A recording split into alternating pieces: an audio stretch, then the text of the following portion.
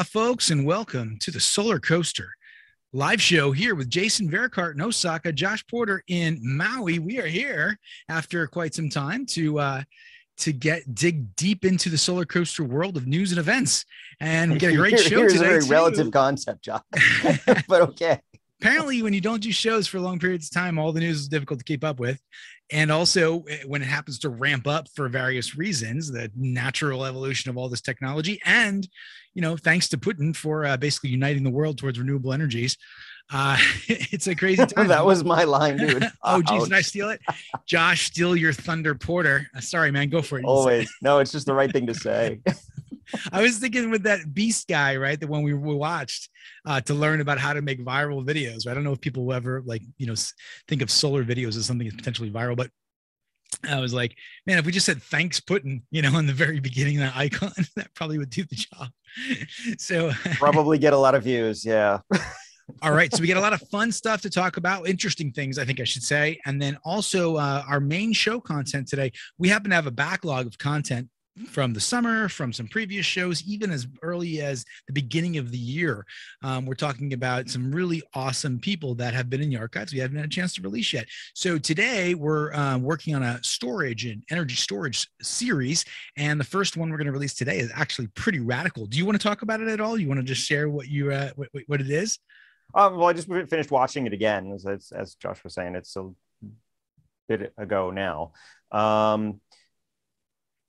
Discussing with CEO and chairman of the Kauai Energy Cooperative, which is one of the few it's the only not publicly traded energy provider in the state of Hawaii. Yeah, it's a cooperative. And they have been leading the charge really with renewables because of the way they are, because where they're located, where they're situated, their population density. They really have the opportunity to roll out a tremendous number of technologies very, very quickly, test them out, make sure things work the way they're expected to. But it doesn't require such a huge investment because of their small size, and that's really been to their benefit because they've been. If you think Hawaii is leading, one of the leading states, well, Kauai is leading Hawaii. So, yeah, 100%. So what we're talking about here is the KIUC. Kauai Island Utility Cooperative. That is the utility, the effective utility for the island of Kauai. And if you think about the state of Hawaii as being, people often like to talk about the postcard from the future, that often used but very applicable and true phrase about renewable energies. You have, when you think about Big Island and that little nice little arc of islands, right?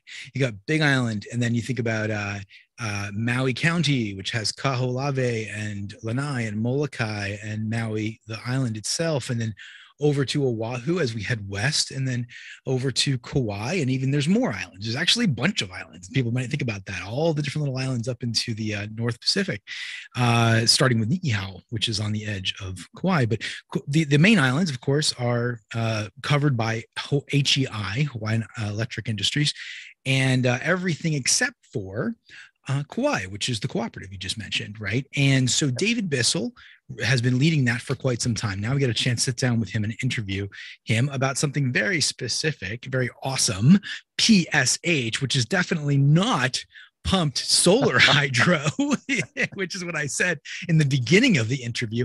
It's pumped storage hydro. And now here's the thing, folks. When we think about energy storage, people think batteries. Electric batteries, right? And but there's all this different methodologies to store energy. They exist, and the geography where we live in the world often kind of dictates which ones pencil out, which ones make sense, and we're going to be able to take a look at a lot of different unconventional, only because we don't tend to think of these things as energy storage, but super cool things. And a lot of them are getting tested in Hawaii, but there are other ones that are being tested in other parts of the planet. But in the case of Kauai is a really wet place, boatloads of water, boatloads of rain, right? And also got abundant solar and abundant wind resources. And so we're moving towards these 100% renewable energy mandates. And Kauai is in a place where they've already done so much, leading the charge. Just as Jay said, in terms of solar and solar plus battery and new tariff types to deal with that over the course of the last decade, right? And they have really kind of pushed forward at the very tip of the spear in Hawaii. And so now they're going, how do we get to this next stage? How do we get from, I actually can't remember the number right now because we did the interview a month or so ago. How do we get from, 50, 60, 70% up to 80, 90%, of overall renewable energy input, providing power and energy to the Kauai Island grid. And of course, just to recap, these islands are not connected by any undersea cable. They're all independent, autonomous power grids. We don't have that out here. That would be not impossible, but a challenge, and politically has been proven to be very difficult over the years. So Kauai is on its own, right? And they have all of these amazing resources in terms of reservoirs at different elevation points, right? And as they get further and further down the road of that renewable energy input percentage and getting closer and closer to the mandate, or 100% renewable energy mandate here, they're like, well, what's the next stage? What's the next step? What's the next tack that makes sense? And the one that makes sense from David Bissell's eyes in Kauai is pump storage hydro. And that means, if you want to just jump in and explain pump storage hydro, feel free, Jay. But basically, we're talking about you have a lot of solar and you're going to be pushing that water up and harness it on the way down. You think back to middle school, high school physics classes, you have a ball and you bring it up to the top of a hill. Well, you've put energy into the ball by lifting it, by putting your energy into it. And now it has what's called potential energy. And then if you let it go back down the hill, it turns back into kinetic energy, and you can use that and reclaim it. Same thing with the water. When you have an abundance of a particular renewable resource, which is solar in their case, they don't do a lot of wind on Kauai, but they have a tremendous amount of solar, and they run, what did you say, up to like 5 hours a day, I think, of absolute 100% and right. Oversaturation. Like, they just have so much solar coming into the grid, they can't use it all. What do you do with that extra abundant energy? Abundant electrons during that time. And this has always been the renewable kind of conversation. The wind doesn't blow all the time, the sun doesn't shine all the time, but when you can capture it, how do you store it? Our solution has been batteries, lithium technology batteries for a while. There are a lot of other ways with giant towers of cement blocks that they can lift up and put down. And people are saying that may or may not be a useful technology, but it's very similar in that respect, where you're bringing something, when you have the energy, you move it to a high place. And then when you need the energy back, you lower it back down. And water is an ideal medium for this because it's completely safe. If you have a leak, it's not going to make radiation. It's just going to make your feet wet. it's really easy to deal with as a storage medium. But people can't generally think in those terms. It's not something you would, oh yeah, I want to store a bunch of energy, let's get a pond. Right. Well, what's fun about this, Jay, is that different environments around the world have different characteristics that lend themselves to different types of technology in order to be able to move further down the road of renewable energies. You need storage one way or another. And throughout this series, by the way, we'll be, and I'll give a little bit of a heads up of what's coming next. We'll focus a little bit more towards the end of the show, but we're going to be able to talk about thermal energy. Whoa, thermal. What the heck is that? Outside of, making hot water. So we're going to be able to talk about hydrogen. Jay has been a bit of a bone to pick with the world for a while now on this, but hydrogen is a form of storage in its most kind of pure sense, right? And we have a show on the Wells facility out in Wenatchee, I think it was Washington, about their electrolyzer. So all of this is, and then we have another one. We have biodiesel with Bob King, and some beautiful imagery and of him working in the fields here in Maui and creating a dispatchable source of power. So from the storing storing thankfully the result of sunflowers after they're processed, for the most part, other forms of biomass as well. So you have all these different great kind of mechanisms, and as well as battery electric. But this is going to be pumped storage hydro. So we hope you guys appreciate that and have fun with this interview with David Bissell, Kauai Island Utility Cooperative. But before we get to that, I think Jay and I are both kind of equally excited to be able to jump back into the world of news and events. We always get a kick out of this.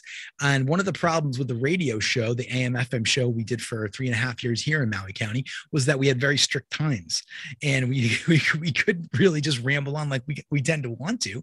So whether or not people want to listen to that's another thing. But we can actually cover news and events, as much as we want. And there's a lot going on out there. And Jay, why don't you just jump right out of the gate and let us know what some of these hot ones are? Sure, right away. And I do want to say, I think news and events is really, really useful because we read it all for you, and then you just get the Reader's Digest version. Right. You don't have to spend your entire day trawling around the internet looking for news and stuff that's interesting.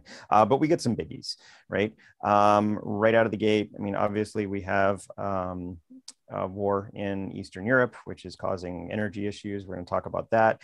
We have major players in the solar industry basically throwing up their hands and saying, nope, never mind, we're not doing this thing anymore. No, thank you. And we have government policy shifts all over the place, left and right. So I'll start right off with the solar manufacturers. LG. LG is a name that people are relatively familiar. LG actually stands for Lucky Gold Star, which is an old name that they changed a long time ago.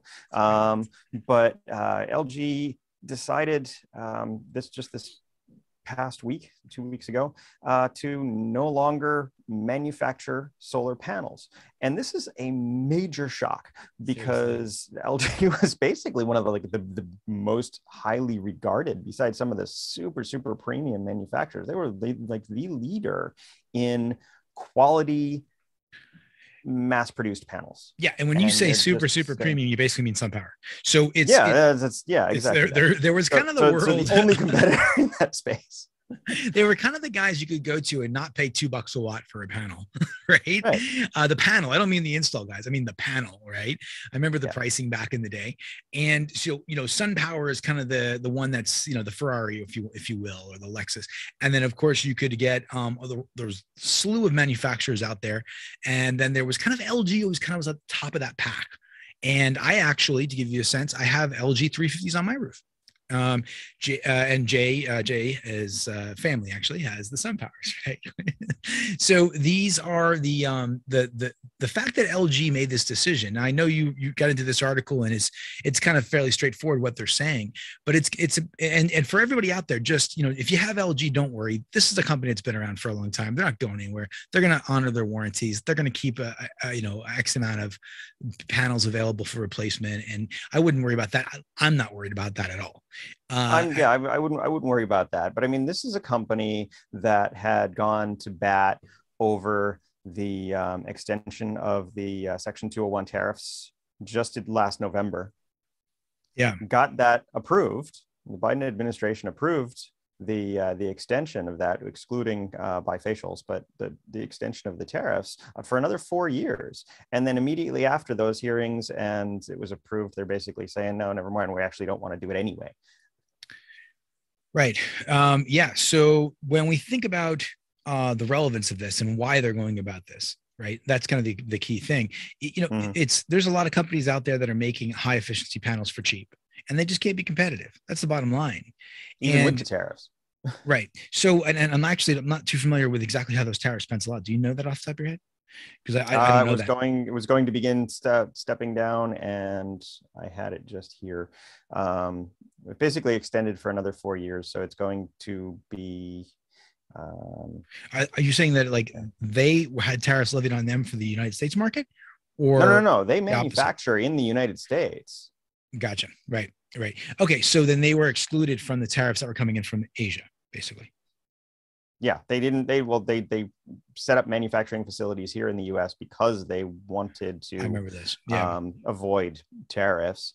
They have said that they're going to keep people on at least through the beginning, like Q2, Q3 of this year, so 2022.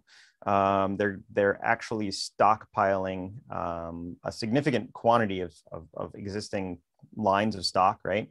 Specifically for those warranties that you're talking about. So, right. so having those available, they will honor all the warranties. They will continue to sell product until they can't.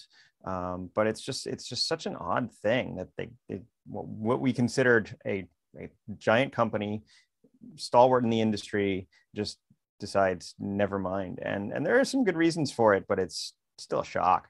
I wonder if there are patents and values that they can extract from that business, because they were so high up in the kind of the order of quality. I wonder if there's some kind of a play there for them where they can just say, farm that out to other companies and say, here guys, roll with it, and then they can focus on other things. And I don't know how well they're doing in the battery world right now. Of course, they have these different partnerships up and running.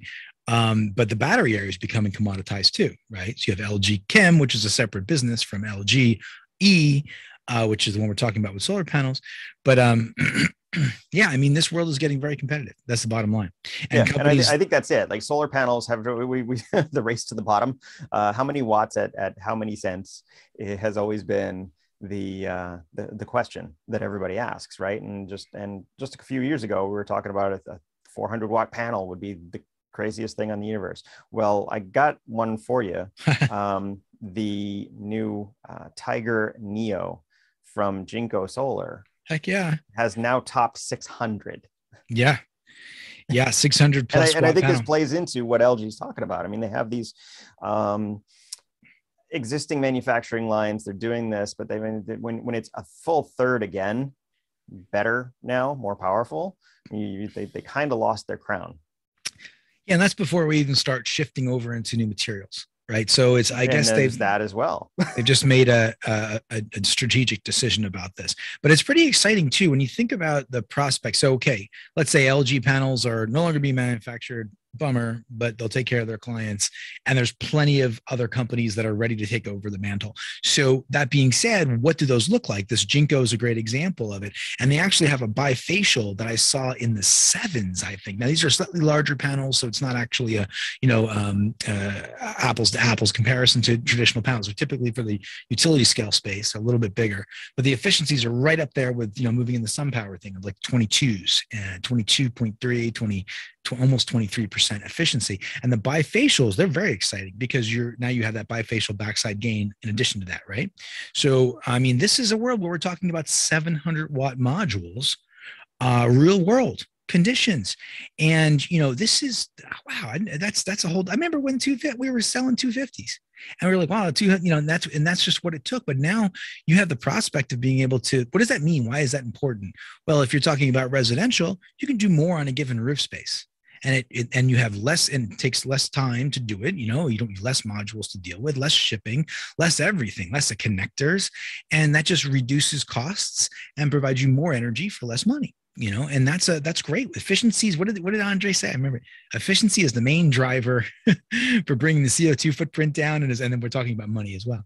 So that's kind of what we got going on here. And these are some really exciting panel types, this Tiger Neo as an example. Yeah, it's going to be absolutely huge. I'd love to get some to play with. These are bifacial modules, just to make that very clear. So they are looking for both a front side and a backside hit. But they were pretty conservative with that.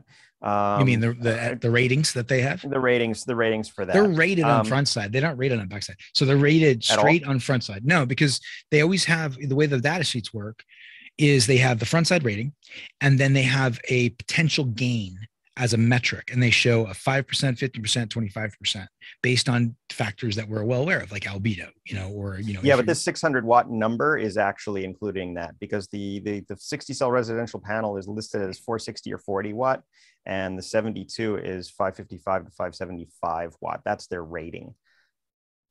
I'm going to bet if we pull that data sheet up right now, that's the front side. Yeah, so that's what I was saying. So their ratings are actually not 600, but they're promising an extra. Oh, you're saying over. That's so that 600 that 600 sensationalist number is including the backside hit. Yeah, but there's another one that says like upwards of 7. I've seen that too. A different article referencing the same technology. So, you've got PAM modules out there. Yeah, of course, that's the eye candy that's going to get the click, right? Yep. But I mean, the bottom line is there's substantial changes in the capabilities of these panels, and companies like LG kind of, I guess, recognize that, are saying, hey, they can make a buck here, so we're going to move on to other things. Yeah, I'll tell you what, it's exciting to get us. Jay, today I sat down with the installer, my good friend Damon here in Maui, and we were and I was getting caught up because we're going to do some installation work and some videography with some great companies. We'll announce that in a second.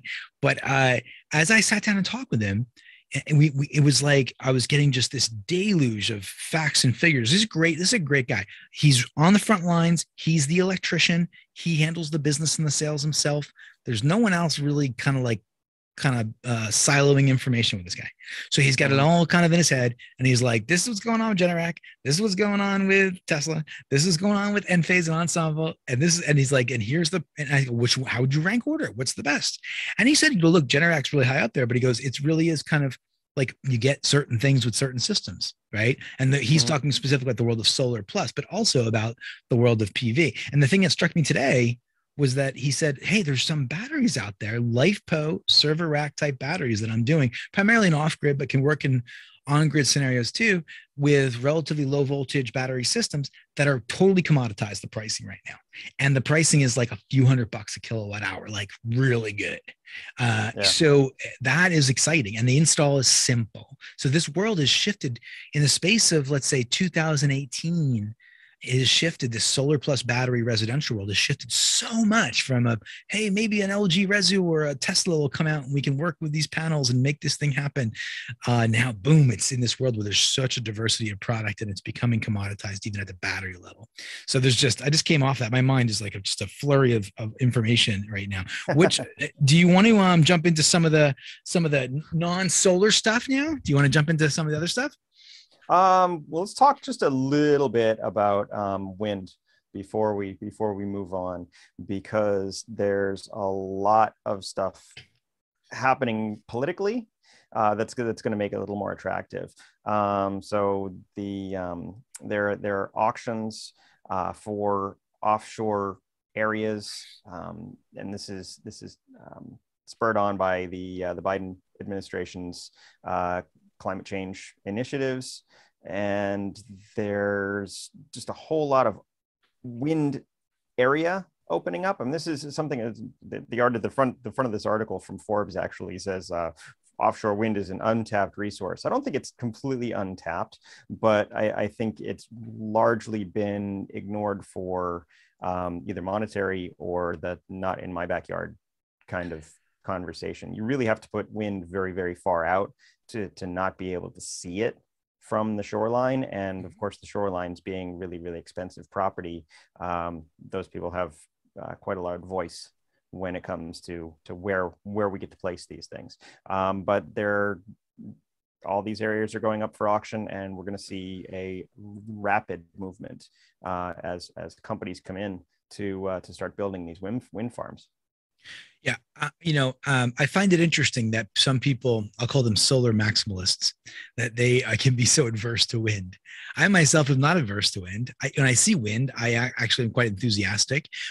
We have the wind, you can see it in your background right here, Jay. I was going to say, it's right behind me. Right? Those are 1 or 2 megawatt installs. There's a series of installs, 2 different sections of installs that have been done in Hawaii.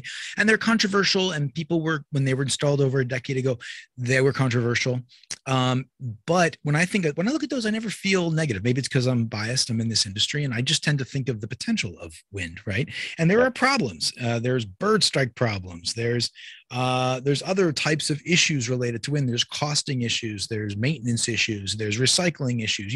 It's not black and white, better or worse. It's like this fills a certain role. And the world of offshore wind in the United States, we did, by the way, just get off doing a show a few months ago with Vineyard Wind. And if you're familiar with, that's the first kind of resurgence of big offshore wind in the United States of America, from what you were just talking about with this new opening through the Biden administration of these new leases.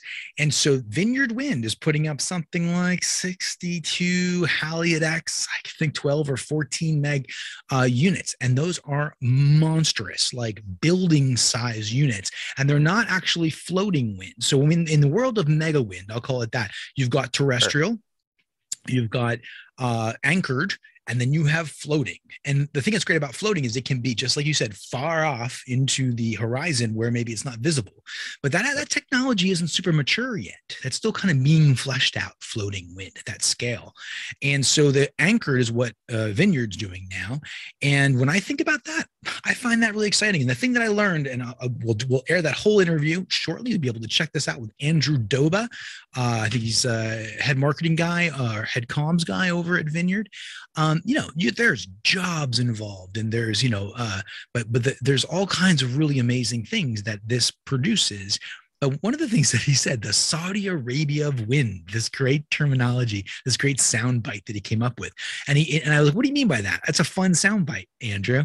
And he goes, well, if you look at all the different spaces around the United States, not just the Northeast in that main area there, but also off of New Jersey and New York, and then down, I think, I want to say in the Carolinas or Virginia or somewhere down there. Yeah, North and South Carolina, Oregon, most of the Gulf states are all Oregon, right?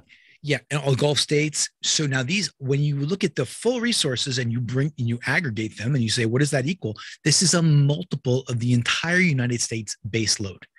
And so when people get like negative about wind and they're, oh, well, it's solar plus batteries, the only thing to do. And I'm like, it's a lot of batteries, homeboy. And wind, you got jobs, you have a different energy curve, you have a lot of benefits with this technology. And not to mention that energy curve is the big thing. I said it at the head of the show. The sun doesn't shine all the time. The wind doesn't blow all the time, but they're synchronous in a certain respect, but not at all the time. You can have a sunny day without wind. You can have a windy night. I want redundancy, and I'll tell you what, exactly that. As a solar guy for the last decade and change, I want redundancy in ways that people probably wouldn't be too excited. We're going to talk about nuclear in this show series as well, and I want redundancy. I want to ramp up our nuclear capabilities. That's from a solar guy. I don't want it to be the only thing, but I want to do it, and I believe that it's very achievable. We got a couple of great articles. I think is that next, the articles on nuclear we're going to jump into. But wind is definitely a key piece of this puzzle. And, there's things that you can do with wind that you just can't do alone. Some people get surprised by this. Well, what do you mean? Of course it could be. What about, just like Musk said, there's a little postage size stamp in Utah and that covers the rest of the United States. That's what you're going to do with solar. Remember that? But that was such a clickbaity Everyone's like, oh, why would you need anything else? All we got to do is install a shit ton of solar panels. Look, wind, we've talked about this before. I want to bring it up one more time. In Hawaii, we're at the tip of the spear in terms of renewable energy adoption and actual moving towards 100% renewable energy mandates. So far that we're dealing with things like pump storage hydro. And when Oahu is not a big island, Maui's bigger than Oahu. And we don't have, with the current efficiencies, I don't know if they're talking about the Tiger Neos, Jason, but with the current efficiencies, we cannot hit 100% renewable energy on the island of Oahu. It is, from a sheer math and area perspective, impossible. You can talk to the guys. Physical impossibility. You can talk to the research fellows over at DBED, and they'll show you the topographical maps. It's like straightforward, right? So wind could be a great solution to handle that. Are there issues with wind? The ocean's pretty powerful. Could these things survive in those environments? Could bad actors come in and cut the cords and create grid problems? Sure. But I mean, it's a solution. It's part of the puzzle. And I get super jazzed. And I think we're going to do a show out in Vineyard, Jay. You mark my words. We're going to get out there and we're going to be flying out and getting right into some of those rigs, man. It's going to be radical. Absolutely. And okay, so that's wind. Are we good on wind? Do you want to talk about it some more? Well, we got storage. We got so many things to talk about. So yeah, as you said, I've been a hydrogen proponent for a good long time.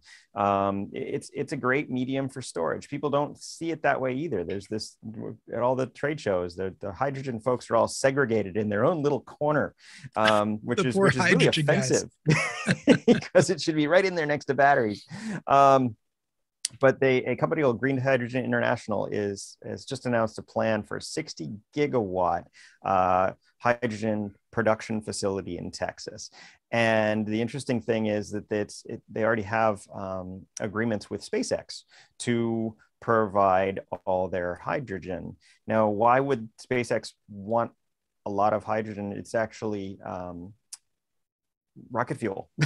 This is so cool, man. Part of rocket fuel. So from one part methane to a quarter part hydrogen is actually what fuels the current Starship designs. So they need approximately 250 tons, I think it was, of hydrogen fuel per launch. So it turns out to be a huge amount of hydrogen that they will consume. And if it comes in from renewable sources, all the better. I mean, that's a big thing. You talk about Elon Musk, you know, it's got to be renewable, everything. And so this hydrogen is going to be sourced. They're also talking about direct carbon capture, which is kind of associated with this because you can do air capture of carbon and produce the methane through chemical processes. So get both your components. But this is not new technology. I mean, if everybody, at least of our generation, remembers the space shuttle, that big orange tank in the middle, that was actually liquid oxygen that they would mix and do, and that was the liquid fuel portion of the space shuttle. So it's not super new that they would want to use hydrogen. It's just now that hydrogen has this other use as a storage for renewables, it's making headlines. Right. So hydrogen isn't new. Yeah, for sure. Most abundant element in the universe. Not new. Yeah, not new yet at all. But it is like, let me just jump in for a moment. I do think that this is exactly the kind of thing that I love about the renewable energy discussion, about the new energy economy. It's this kind of connection between these industries that people are not, myself included, are not always thinking about. And when you see that connection, you go, oh yeah, that's where it is. You know, the fact that we can be, and by the way, our next show in this storage series is with the Indian Wells Dam in Wenatchee, Washington. I think I said that correctly. And it's a 5 megawatt Cummings electrolyzer, and it produces green hydrogen. And that is the next show that we're going to air. So we're talking about this, you know, in the space where that is the largest right now, 5 megawatts in the United States. It should be being deployed at this moment. I'll give them a call in a little bit and check in and see how they're doing. But this is a 60 mega, right, Jay, in Texas that's being proposed or being planned. And the fact that, and one of the big things we learned in that process with this show with, I can't remember her name right now.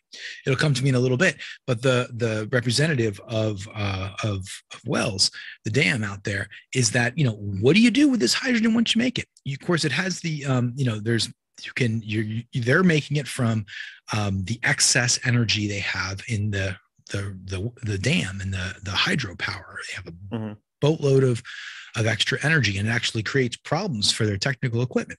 So they're going to make hydrogen with it. And now you have, okay, well, do we have a market for it? And then they're trying to, you know, figure that out and trying to work with companies. And a lot of times the oil companies are involved. And but this is wonderful because you're talking about touching the stars, man, you know, right? So I love the fact they're going down to Texas, they're setting up shop right there. They're trying to even incorporate, you know, carbon capture as part of the puzzle, who knows? And then they're going to fuel the, you know, the spaceships. That's just the coolest kind of stuff. It's really interesting to see what all the little the oil companies there in Texas, you know, you're going to have the well, and then right next door they're going to be manufacturing hydrogen. They're going to be looking, you know, really carefully. If the business model pans out, you know, I mean, it could be a spur a real change.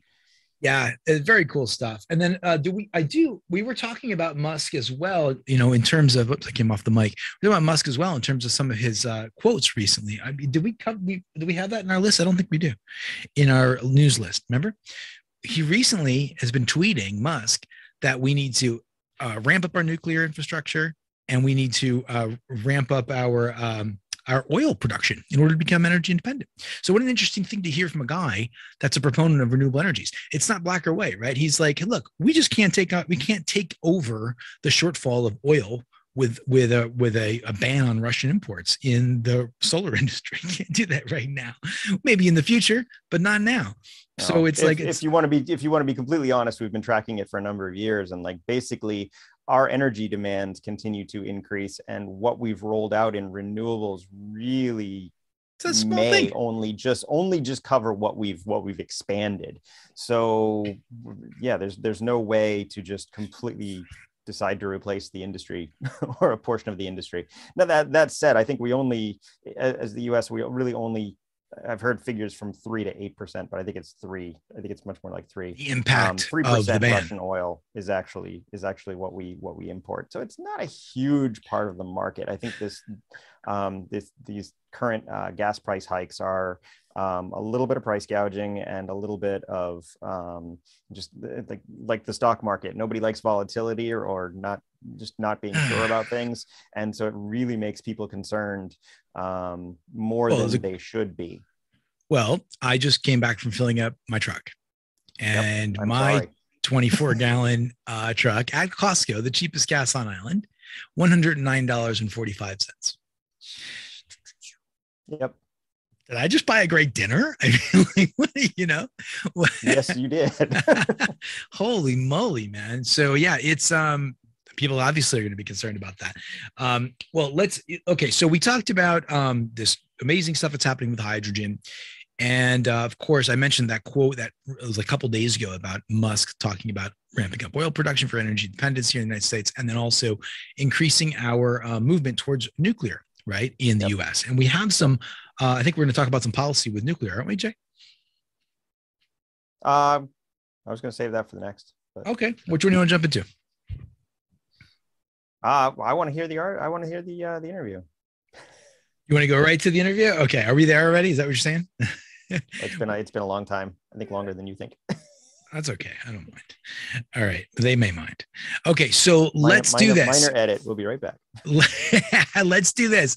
Here's your opportunity to check out the first, largest, I believe, pumped storage hydro system in the United States, here in Kauai, with David Bissell, president of Kauai Island Utility Cooperative. Great guy. Let's go and check out that story. Well, I'm David Bissell. I'm CEO here at KIUC. We're the electric utility serving the island of Kauai.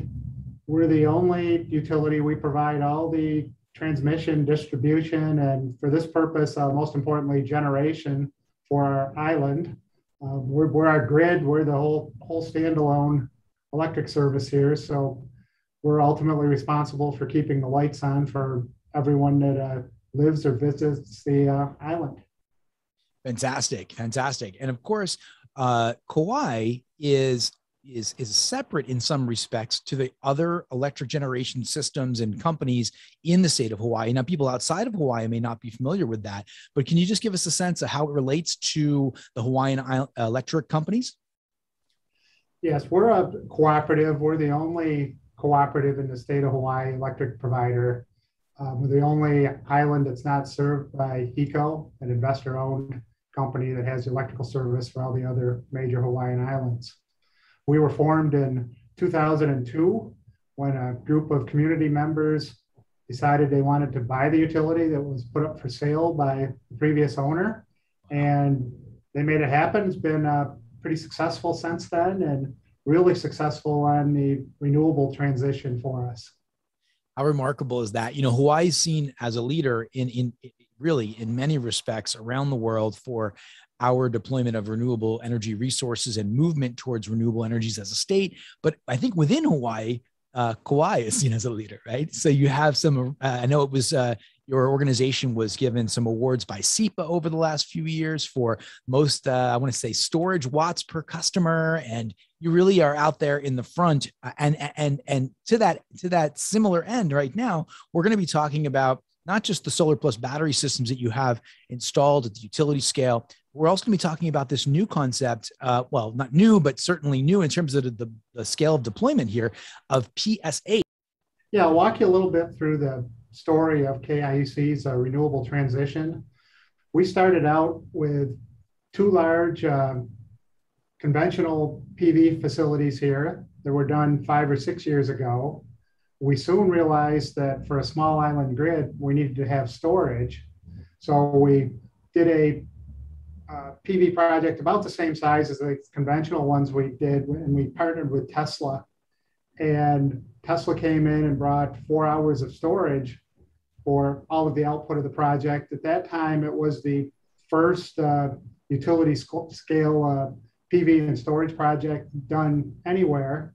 And Tesla it's great to work with. We figured it out, got it online, and worked very well for us, able to store most of the output of the facility for 4 hours. And we went on and did some more. We signed an agreement with AES for a project that was almost twice the size of the Tesla one. Tesla was 13 megawatts with 4 hours of storage.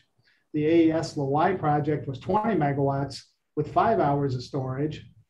That one came online a couple of years ago. Again, great company, great partner, been working extremely well.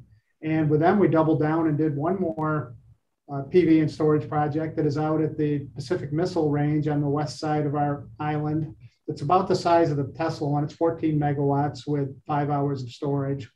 That project's innovative because it allows the military base to island itself. If there's a grid situation where the electrical service doesn't go out there, the base can actually operate totally off the PV and battery that's out there on our west side.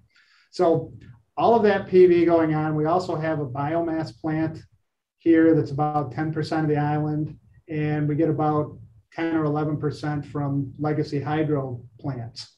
So all of that adds up to almost 70% renewable. Last year we hit 67% for our grid.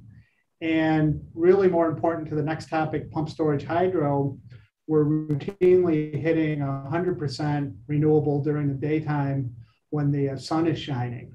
So our grid is pretty much filled up with what we can take of conventional PV without it being stored. And it's really for an extended period of time that we're 100% for 4 or 5 hours a day often. So that's really in the sweet spot of when you can put PV in with a battery, with a conventional battery of 4 to 5 hour duration. So we look at our island, how do we go further? How do we move from 65, 70% up closer to 100%? And we need long duration storage. And we're fortunate enough here that on our west side, we have the topography that's perfect from some legacy plantation infrastructure where we have 3 reservoirs at different elevations ranging from 5,000, almost 5,000 feet downward to the Mana Plains that is at 30 feet. And most importantly, the lower 2 plantations, there's several thousand feet between them, and connecting a pipe between the 2 reservoirs, we were able to do pump storage. It'll be tied in and powered by a large PV system on the Mana Plains on the far west side. It'll be a 35 megawatt PV field. That'll run massive pumps that'll pump the water uphill during the day when our grid is otherwise filled and we can't take that solar to our grid. Pump the water uphill, it'll store it. And at nighttime, or if it's a cloudy day, we'll be able to release the water and harvest the energy and make more renewable sourced energy at nighttime from the sun. So the important part about this project is that routinely can hold up to 12 hours of output from solar. So the entire output of a system when the sun is shining can now be stored, which is absolutely essential for us when our grid is filled up otherwise. So it's a unique project. It's to use the PV and tie it into pump storage. We're not aware of any place else that's being done. It's really because of our unique situation here with such high penetration of renewables. We're limited on what renewables we can use on Kauai. We really can't do wind. We don't have a geothermal resource here, and biomass is kind of out of the market on pricing for any more as PV pricing has declined so much. So pump storage hydro was the next frontier. If that project reaches fruition by the end of 2025, it would be about 25% of Kauai's energy from that one project, and it would get us up to pushing 85% renewable. So exciting project, exciting solution for us, and it really uses the old plantation infrastructure, the irrigation reservoirs, irrigation ditches, and all of which are in various states of disrepair, renovates them, puts them back into full utilization, helps improve public access for recreation. At the middle, it's on Hawaiian Homeland's property, and it'll help DHHL to put Native Hawaiians on the land there because there'll be water, there'll be improved access, and there'll be electrical service. So they have plans of putting up to 200 Native Hawaiians on agriculture homestead lots up at the Pu'opai Reservoir, the middle of the project.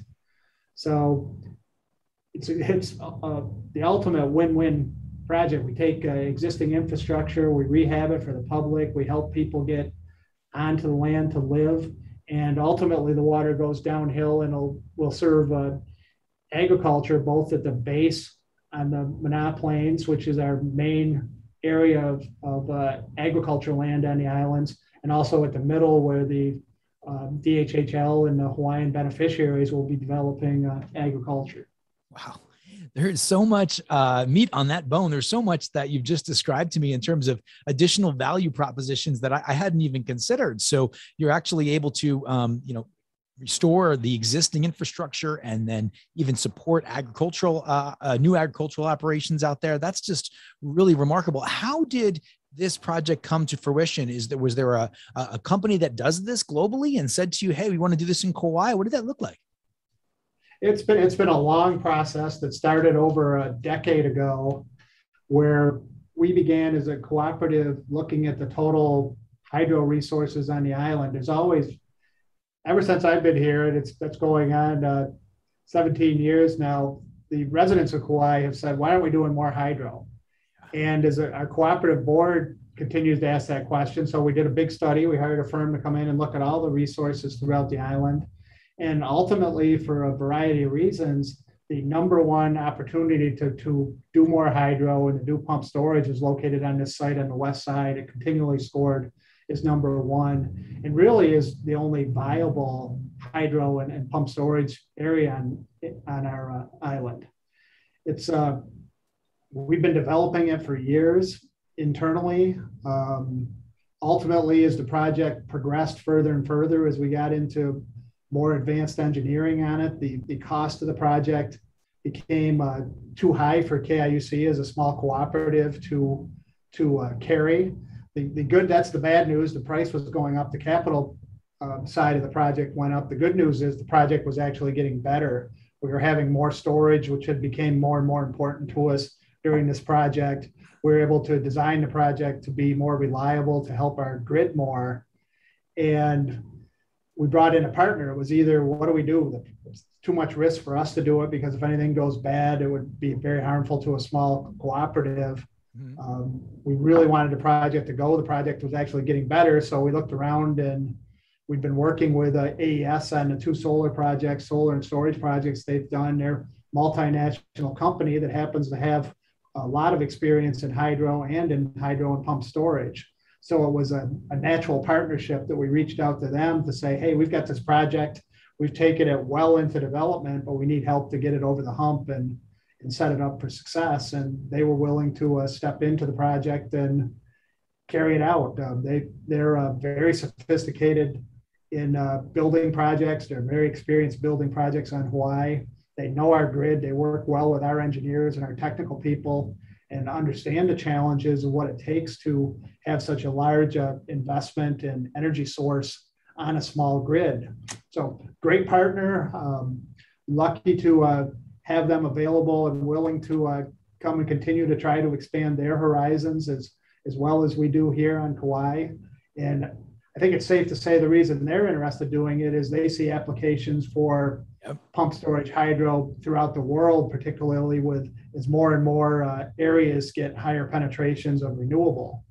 So yeah, I can imagine that is what they're looking at there. Let me ask you this. So, and I'm glad you brought that up, because I wonder if this notion of long form energy is now becoming kind of more in the news these days. And we're hearing about how do we store energy for longer periods of time, not just for hours, but maybe days or even longer, right? So do you feel like, are you hearing from the AES or from others that this is something we're going to see more of around the world? Do you know of any other projects? Is this the largest one? This is, as far as I know, the only one that's tied to solar at this time. It's really most grids and most mainland states, you hear more and more storage is becoming an issue. You're correct, there is more talk about longer duration storage, but a lot of them are still looking at longer duration being 6 hours or maybe 8 hours of storage. Right. And they're still primarily looking at batteries for that, lithium ion batteries. Talk about hydrogen. Hydrogen's got potential for a lot of grids, but I think that's going to remain very expensive over here to manufacture. So it's areas that have the topography. I think it will be coming into play because water is a very inexpensive source of storage, and going bigger on water is extremely inexpensive compared to going bigger on batteries. All you do have to do is pour more of it into the containment system.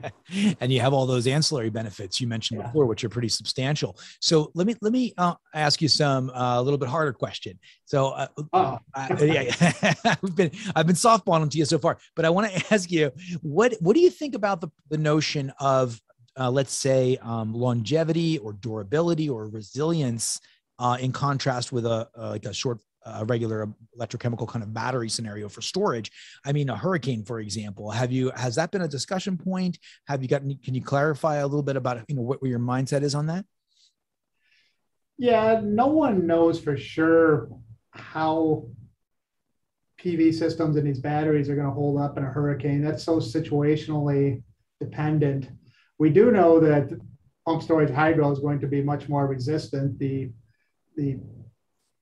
penstocks and the ditch system are going to be fairly impervious to a hurricane. They are subject to getting debris in and could have a multi-day period to get up and running, but they certainly should not be destroyed and should be able to remain and help enhance the resiliency of our grid. Also, from a resiliency side, just having different sources of technology is increasingly important to us. We don't want to have our whole grid operating on inverter-based generation. There's a lot of challenges from a technical side on that. So this will actually have moving parts that the engineers and the technical people like, because it makes the grid more stable. And it's better able to withstand system problems if there's a fault somewhere. You got some diversification of production and storage in terms of technical diversification. That's interesting too. You're right. It won't succumb to the same issues, I suppose. If there was an issue out there that would compromise the inverters, for example. Very interesting. Okay, well, let's see here. What's next? When we think about going to 100% renewables, of course, there's the notion of how much can we do in a distributed sense in terms of homeowners, and then how much can we do in a large scale sense in terms of these amazing utility scale systems out there that you're working on. And not only, you're working on solar and storage, and you're also got the biomass, right? And you have the PSH, pumped storage hydro, coming online as well. So you've really kind of moved out into these amazing utility scale projects. What do you think about that balance of distributed energy from a homeowner's perspective and all these utility scale projects? Yeah, we've been very supportive of distributed energy since the time we were formed. And it's kind of an all of the above strategy for us to get to 100%. We need it all. Distributed really is a practical matter here. It helps control load growth.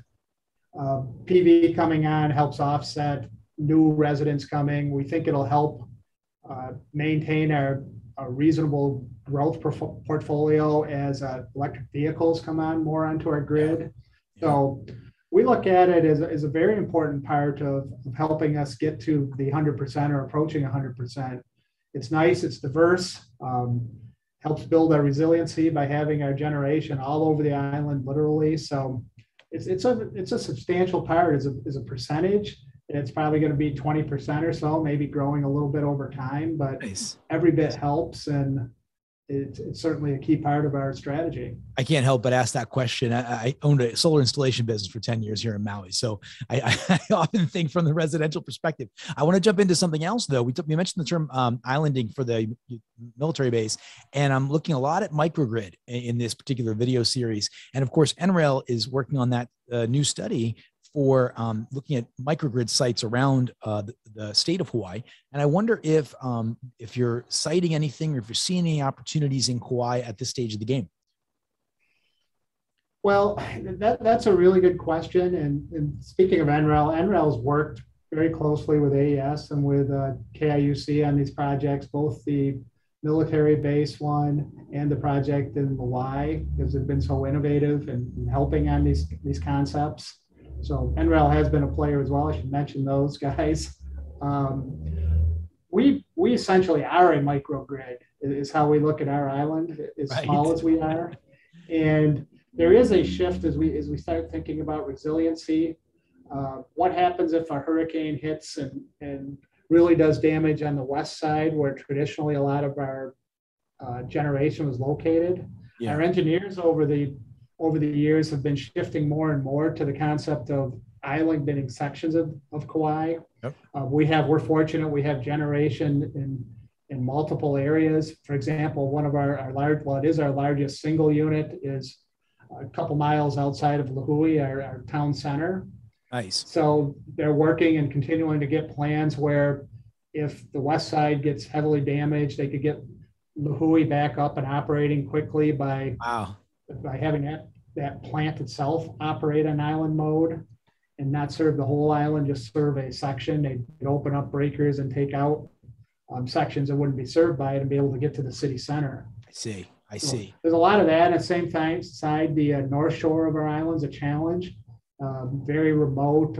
Right now it has essentially single transmission service out there. So trying to get the north shore more resilient is a challenge for us. That's really a little micro grid within Kauai. Yeah. And of course the west side. So we're working on it. We think it's more, a lot of it's interestingly transmission setup and working on the transmission and substation settings and controls to be able to island and take advantage of our existing generation. So we're working hard on that. I think that's going to become more and more of our resiliency approach over the coming years. Right. And then how big is, I should know this, but how big is the grid? What's the size of the grid there? Our peak load's about 80 megawatts. So we're very small. Great. Okay. Got it. Fascinating stuff. And as you're describing the resiliency strategy of the having redundant sections, it reminds me of some of the lessons learned in Puerto Rico and exactly. different grid, kind of redundant grids. I think it's wonderful to hear that. It's kind of encouraging to know that we have that kind of resiliency being put into place presently here in Hawaii. I mean, it's certainly a resiliency and being able to respond to storms and other natural disasters is a significant challenge in all the Hawaiian Islands, and we're all working hard at it. And, as you look at the mainland, it's becoming a problem all over. Wow. Keeping our electrical systems working it's so essential to everybody's life and health and safety. And it's an obligation KIUC and really every utility takes serious, and trying to figure out ways to do it it's unique here because of our small size and really our exposure to different disasters than on the mainland.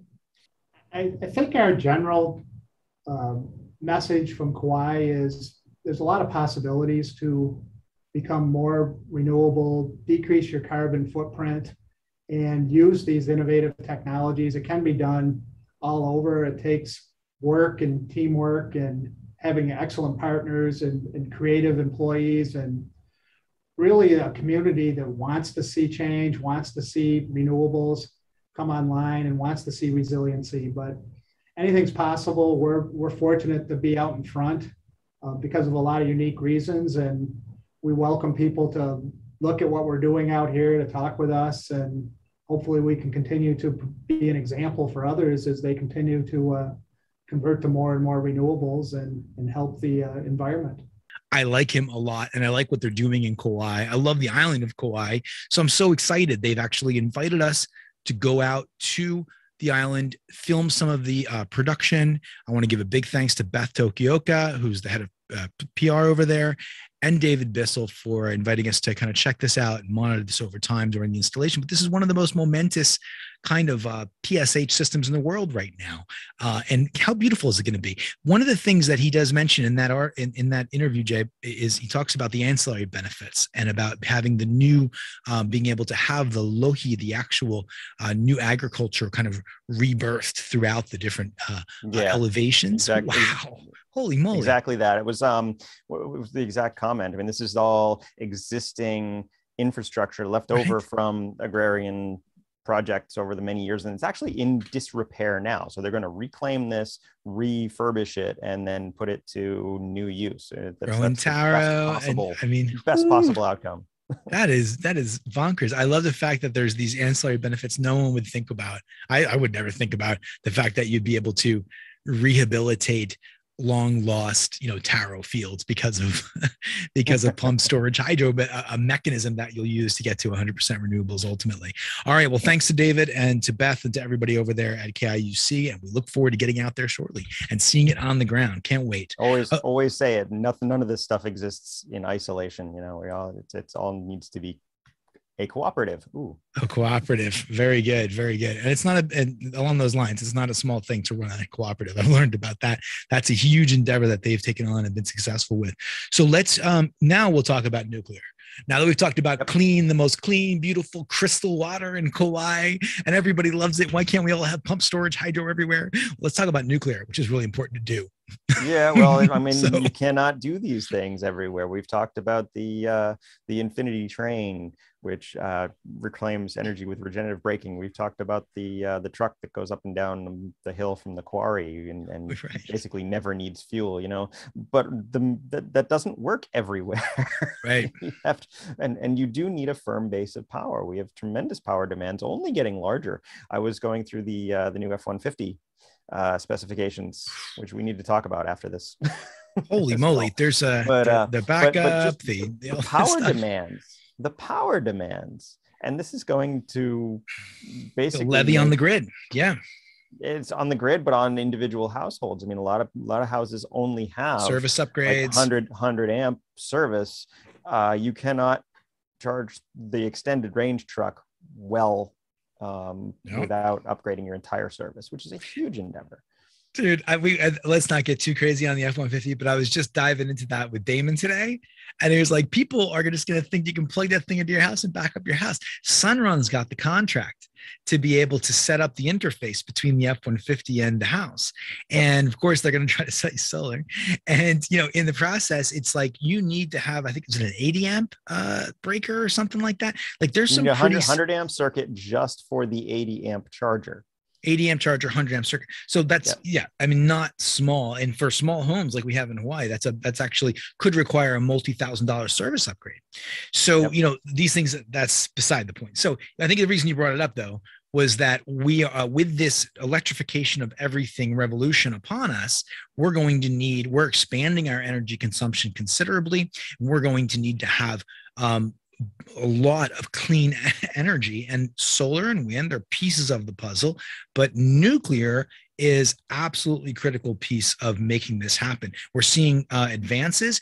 Jay, I want to give you credit for 3-4 years ago saying to me, let's go to ITER in France. And we ended up in ITER, which is the fusion facility, which is this amazing place. And we did shows on that and everything a while back. And I was like, why would we want to go see a nuclear facility? We're a freaking solar organization, and I give you a nod to that, man. That was the right move then. And it's the right move now to understand. It still is. The issue is what we learned is that it's so far off on the horizon still. Fusion specifically. We need to look for our current fusion specifically. So we need to look a little closer to home, and that brings us back to traditional fission reactors, which are what everybody thinks of. The issue is that technology has really rolled on. We had the very first Gen 1 reactors in the 60s. The Gen 2 reactors, which is generally considered Gen 2, which is the majority of our 400 plus power plants around, that are early designs. But technology has marched on since 1970, and we now have Gen 3, what they call Gen 3 plus, passive safety systems, the small modular reactors that can be not much bigger than like a railroad car, can be dropped in and power small to mid-sized towns. They come in little tiny sizes. Used to have gigawatt range reactors, and they cost billions of dollars to create, years to construct. Or you can get one of these little small ones. And the neat thing I've heard of recently is that you can actually, if you have an existing coal plant that's no longer meeting federal guidelines for emissions, they can curtail coal production and bring in some of these, because it's already zoned and is a power plant. Right. They can bring in some of these SMR, small modular reactors, and supplement their generation with these. So it's like a hybrid. It's already outfitted to be a power generating facility. They're just changing the medium that they're generating by. So that's very exciting. We did a show with an SMR organization. We met in Toronto, and maybe about 2 years ago. We can check that one out and get the number in this. But let's talk about this article too, because this is about policy. And we want to try to cover policy, both domestic and international, in our shows. We're also going to cover a bit of the markets. We've got something that's happening in the markets that I thought was fun. But when we talk about what's happening domestically, the title of this article says U.S. Department of Energy to spend $6 billion on nuclear energy infrastructure. So this is happening right now. Were there any highlights in here, Jay, that we can share about? Well, it is the Civil Nuclear Credit Program. So it really is supplements to the to any power company who designs and builds a reactor. And I guess the designs exist, but who builds a reactor and then uses it, they get supplementary income from the government. I see. But it is like an incentive. And it's specifically meant to help us with our 2050 net zero emissions targets. It's similar to like the wind conversation, the solar maximalists and not looking at wind and going, oh, they kill birds, and it's like, and so there are a couple of things I want to share here. This quote: nuclear power currently provides 52% of the nation's carbon-free electricity. Understand that. And there's a previous article, right? There are actually a bunch of the older Gen 2 plants that were shuttered, and they've seen their emissions rise. Pilgrim was very, very close to me when I was growing up. I remember that power plant. There's yes, Pilgrim, right, in your area. So up in Plymouth area, right? So the I'm gonna piss some people off with this. So Jordan Peterson, I saw him the other day on a podcast. I think it was with Joe Rogan, and he was talking about solar and about nuclear, and he goes, "More people die from solar every day than they do from nuclear." It just let it like deadpan right there. I would argue it's the same thing, but right, even better. And so, but he goes, and then he's like, "What?" And he's like, "Well, more people are falling off roofs. People are not dying from nuclear. It's just the bottom line. There are no." It is. I mean, it could be catastrophic. We have been extraordinarily lucky, I guess, as a species, but because we've been playing with this stuff. But like I said, the original power plant designs, the one that they call them active safety systems, where someone needs to push the button in order to be safe. Right. Those have been completely replaced with these passive systems, where that if nobody's there, say we have a snap or a whatever. EMP, you mean? No. I'm talking about like Marvel Universe. Half the population just disappears, or you have a rapture event. That type of stuff. It's not going to happen. But if it did, like, this would take care of itself. Everybody's just gone. The system will continue to operate until it doesn't. It can't. And if there's some kind of failure in any way, like the material drops into place that will stop the reaction. So instead of, so it actually, if it gets too hot ever, it will shut itself off. Yeah. So no human intervention is actually required. And those are not the way the original old reactors work.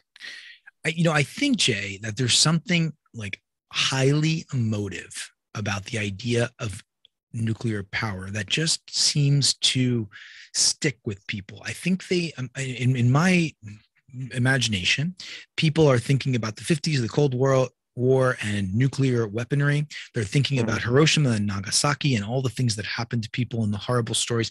And, I've met hibakusha, what they're called, in the peace organization in Tokyo I used to work with, and heard the stories, verbally from people that were right there in Nagasaki and Hiroshima.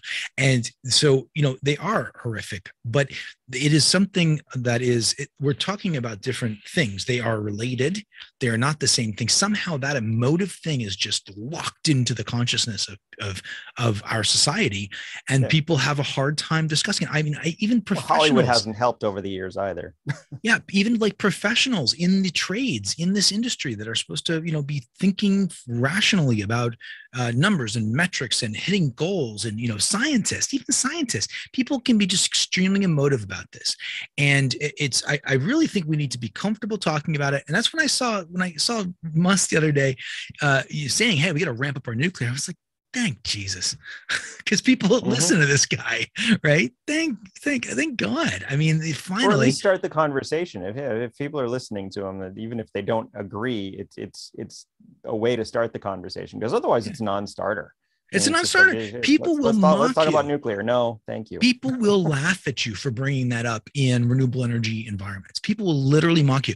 And it's so, I don't want to be negative about it, but it is pretty darn ignorant. And the real problem is that in the absence of that discussion, in the absence of embracing nuclear, as far as I can tell, we haven't got a shot at meeting climate change goals. We haven't got a shot. I don't know if you disagree with me, but I just cannot see how it pencils out. We need nuclear as a core part of this conversation. It is absolutely critical, and we need to start treating it as such, and not treat it as some pariah in a conversation. It's just ridiculous. I'm tired of it. I'm tired of people doing that. That's my opinion. Yep. No, 100%. And barring some, I mean, I have a tremendous amount of faith in science and technologies. But it is a matter of efficiencies, again, where you cannot generate enough energy in a given space to satisfy our existing demand, let alone our growing demand. And so we have this moving target. That's what I keep talking about, is we have this moving target of energy demand. And by 2050, we're going to be using this much more energy as a society. Yeah. I mean, you can see it in your individual consumption right now. Like if you're sitting here saying, I'm going to get an electric truck because I don't want to deal with the volatility of gas prices, and the entry level F-150 is only 39 G's, 41 with destination charges. So I'm going to go get that. I'm going to grab that $7,500 tax credit, I think. Right. And then boom, the net cost is, you sell your old ICE and your internal combustion engine vehicle. And then you walk into a new truck, but whoa, you need an 80 amp charger. Right, that just doubled your house load, right? Yeah, so essentially that, right? I mean, it's you have a 100 amp service for your entire house, and now you need another 100 amp circuit just for the vehicle charger. Yeah, and by the way, my wife wants Tesla, so okay, boom, what does that do? So now don't you're charge them at the same time, you're in a totally different or run your dryer. Yeah, it's exciting, but at the same time, we just have to be, I think, realistic. And I can imagine the retort, right? Well, how would you feel, Josh, if you put a nuclear reactor in Maui? Right? I could just imagine the retort, right? So, of course, if you're going to be living next to this technology, you want to make sure it's safe. But once again, it's not an emotive conversation. It's like, what does this thing do? How does it work? What's the safety? Do you have confidence in it after you've done some reasonable evaluation or not? That's it. Yeah.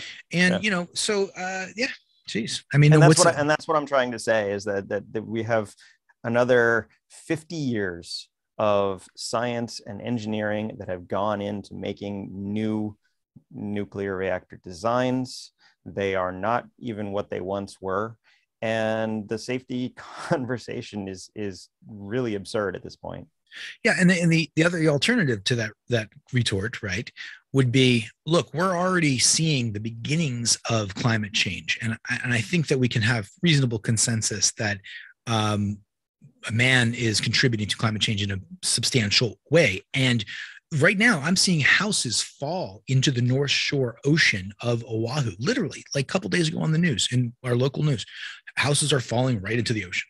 Right. Yep. So this stuff is happening. Is that safe? Is it safe for us to, we need to start working to deal with the effects of climate change and at the same time stave off the worst and that's going to be happening over the next decade and century. So we need like a new method, a new momentum of energy generation, storage, transmission, and nuclear is a part of that story. Sorry about that, Buckaroos. That's it. Yeah, it just is. And yeah, well figure it out. Right. But we gotta be comfortable, having the conversation. We can't be canceled because we bring it up. So, all right, let's check out what's going on is European Union time. So yeah, so domestic policy is we're investing into nuclear infrastructure, and the UK recently banned all Russian imports of energy. They were the only one in Europe, although they're not technically part of the European Union anymore. But just now we've had announcements from the EU, joint European action to secure sustainable and secure energy. Commissioner President Ursula von der Leyen, I apologize if I can't say that one right, but basically we simply cannot rely on a supplier who explicitly threaten us, and it makes perfect sense. So they're planning on phasing out all of the Russian energy imports, which includes coal, oil, and gas. To the tune of like 28% of their, I said was 3% in the US, but they are directly connected by landmass to Russia, and it makes the importation of these energy resources much, much easier. They're almost like 30% dependent on it. The plan says that they're going to reduce by 2/3 by the end of the year, or within a year. So I would assume a year, and then drawing down after that. It's just shocking how fast this is moving. But then they're going to have to they're looking at their toolbox on how to backfill this energy need.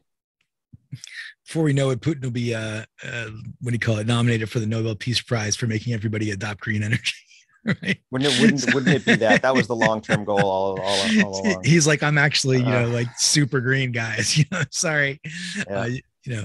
This, but look, the when we think about the shift from, we say 2/3 up to the end of this year, we're talking within a given year, right? That kind of a shift. Yeah. And then I think they're looking at LNG. They're looking at various forms of talking about hydrogen as well. They're talking about non-fossil gases. They're saying, okay, we're going to throw everything but the kitchen sink at this, and we're going to go after all the alternatives that are available to us, basically. Yeah. And we're going to stop relying on this easy access. And when you have that kind of a joint, I guess, consensus that they're going to make these shifts, that's really a special thing. So this is it's an interesting time in the globe's kind of energy history. We all of a sudden have all these technologies that are kind of available to us, I think we also kind of understand that it's policy and people and decisions and administration that's kind of holding things up, and it's in moments of crises where we can make decisions and see things happen quickly. I've always found that, what was the name of that book? The Shock Doctrine by Naomi Klein. This is real leftist stuff. But that was, she used to talk about in that book how, there are moments, these crises are so important. And she was talking about it often critically about how, conservative movements in her mind exploit these things. But in any case, you have crises and you have the opportunity to make shift and change rather than this kind of long slog that we run into because we're constantly debating. So maybe there's some benefits that come out of this. There's that. But at the end of the day, I mean, at least in my mind, it always comes down to money. Right. It's as simple as that. And so when energy starts costing more, or fossil fuel energy starts costing more, and renewables keep costing less every day, which one are they going to buy? Which one are you going to invest in? Yeah, I myself do believe in the invisible hand of the market, Jay. I really do. I think that, and it's and I'm thankful for it. Not so invisible. Watch it happen right now. Mark my word. But you see the effects. You don't see the push, right? What is it that's pushing? Yeah. So it's I do find myself feeling like I get hopeful, right, when I realize that those opportunities are to make those decisions are in front of us, and we're starting to see this. And of course, I'm joking about Putin being, a decent fella. I think it's clear that this guy is creating probably war. He's probably responsible for war crimes right now. So he's a terrible human being, as far as I can tell. Yeah. But it's ironic that it could move us in a direction of green energy faster and adoption of having better energy independence. Yeah, it's a little sad that it takes humanity, an event like this, for humanity to make a move. That's just how people make decisions. What is it? Okay, so that's our domestic and our international policy. We cover two heavy topics today, Jason Verkart. What is going on in the markets? And this is actually from a past Solar Coaster guest, You know, we can say that pretty often these days. A lot of guests on the solar coaster in the past. This is Energy Sage. Energy Sage was acquired by Schneider Electric, and the title of this article is "To Accelerate a Shared Global Vision of Electrifying Future." That's some real marketing mumbo jumbo. But the bottom line, Schneider, they make these great inverters and all kinds of load control panels, and they work. They've been in the space for a long time, and Schneider's a big name if you don't know who they are. They've been traditionally much more. I don't want to say generic, but your regular standard electrical appliance and distribution hardware. Commercial grade stuff. Yeah. And so Energy Sage is basically like this group that explains renewable energies online, right? And they have these kind of quick sheets and these study things, and you can kind of get the sense for, I don't know how we would frame Energy Sage exactly, but we had a bit of a think tank, but sure. Right. And they do neat stuff. We like them. We actually had the CEO, his name is Vikram, I think, right? Agarwal, is that his name? And he came on and talked about Energy Sage. And, of course, we're kind of in a similar space where we're looking to understand what's happening in the new energy economy. And they're doing a heck of a job. Oftentimes we would cite some of their articles. They had these great little cheat sheets to understand, comparative solar plus batteries and stuff like that. And that's pretty cool. When it works for you, how to get financing for it, all that stuff. Yeah, they help people understand this, right? And that's kind of, we're kindred spirits in a sense with Energy Sage. And I want to, just say congratulations to Vikram. Am I saying his name right, Jay? I keep looking for his name. Vikram and all the great people at Energy. Vikram Agarwal. Yeah, I said it right. Yeah. So congratulations to Vikram. I'm so glad to see that. And I'm glad to just see the precedent being set for all this movement in renewable energies. We're seeing companies being acquired, mergers, we're seeing, great products being born, we're seeing funding, and that's wonderful, and when, like, for example, Generac and Pika, those guys are, I just talked to a guy that's installing them all the time. He said, this is an awesome product, right? Yeah. So it's wonderful to see how that market's kind of move us in a good direction. So yeah, nice job, Vikram. Yeah, with all the negative news out there, there's all this great stuff. And it's great to see that like a company like Energy Sage can have real significant value to the point that they want to be acquired by somebody. Absolutely. Okay, Jay, any final words before I wrap this up? I just want to make sure that if you haven't yet, do subscribe to Solar Coaster at whatever your podcast of consumption of choice platform is. We've got a ton, an absolute ton of new shows coming, all renewable energy related topics, interviews that we've had backlogged for the past few months. And we're going to be on regularly again for the foreseeable future. So looking forward to it. Yes, sir. A couple events that are coming up. We have the Podcasters Roundtable with TigerCom on March 17th, and we'll be showcasing some interesting news there. We do have, finally, been talking about this for the last couple of years, we have a joint project going on with SolarEdge and their new battery bank and the Energy Hub system, as well as SPAN. Thank you to all the great staff at SPAN. SPAN is a load control panel company, and we're going to be installing this technology in my home in the space of the next couple of months and testing it and releasing videos in order to share how great this stuff is. So that's happening. TigerCom's happening. That was always the goal, right? I mean, we have all this these designs on being able to get product in and test it, and it was just coming together, and then the world ended. But now we're back. Now we're back. We're back. The mask mandate's going to lift on the 24th or 25th here in Maui County in Hawaii. That's wonderful. And so I will wrap this just by letting you know what our next show is going to be. We're going to be talking, I think her name's Michelle, and with the Wells Dam project in Wenatchee, Washington. We're talking in the storage series about the largest Cummings electrolyzer green hydrogen project in the United States as of this moment. We're going to air that episode in our next show coming shortly. So thank you very much, folks. This has been the Solar Coaster. We are a renewable energy themed talk show here in Maui County and across the world, and we appreciate you very much. And please tune in to our next show. Aloha, and talk to you later. Aloha, folks. Have a good one.